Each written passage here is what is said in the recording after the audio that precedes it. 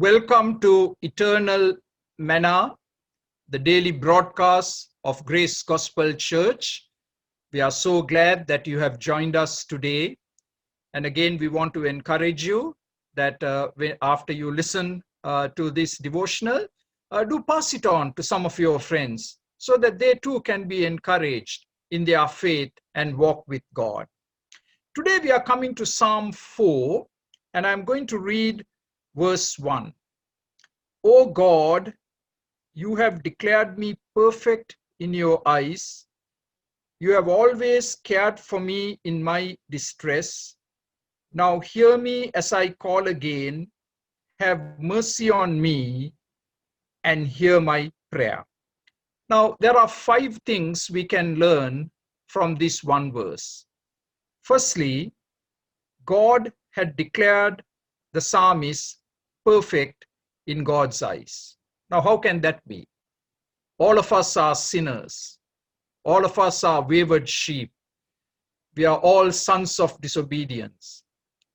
We are under the wrath of God. So how can we be made perfect? And that's the good news of the gospel. Because of what the Lord Jesus Christ did for us at the cross, because of his atoning sacrifice.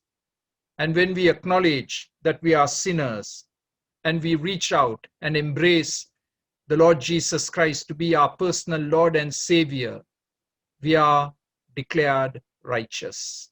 Our sins have been washed away and they have been buried in the sea of God's forgetfulness, never to be resurrected again. And we are declared righteous. What glorious good news. A sinner becoming a saint because of the gracious work accomplished for us at the cross. And that's the first truth that the psalmist is expressing here.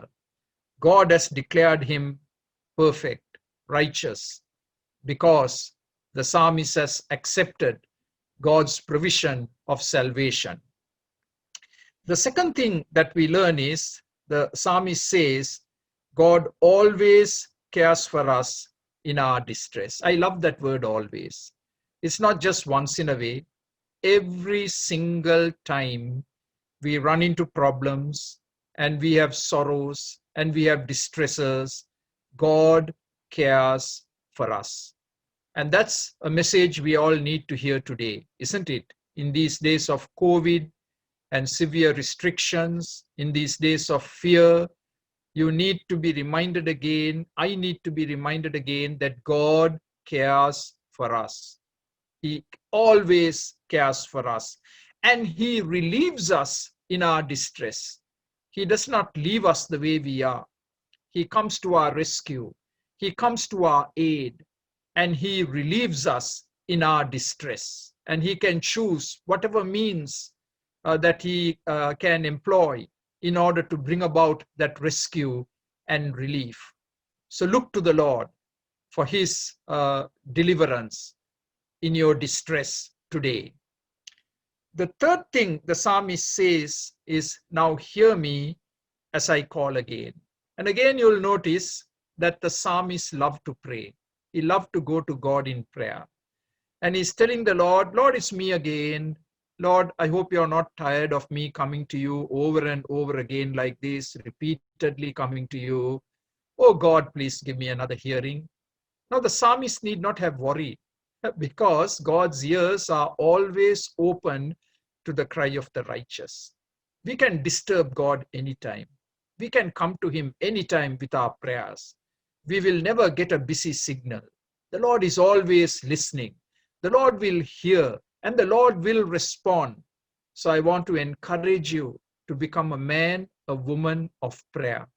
It could be just single sentence prayers, but just open up, express what is on your heart, talk to the Lord, and you will find wonderful peace that comes when you release it all to the Lord. The fourth thing the psalmist prays, have mercy on me.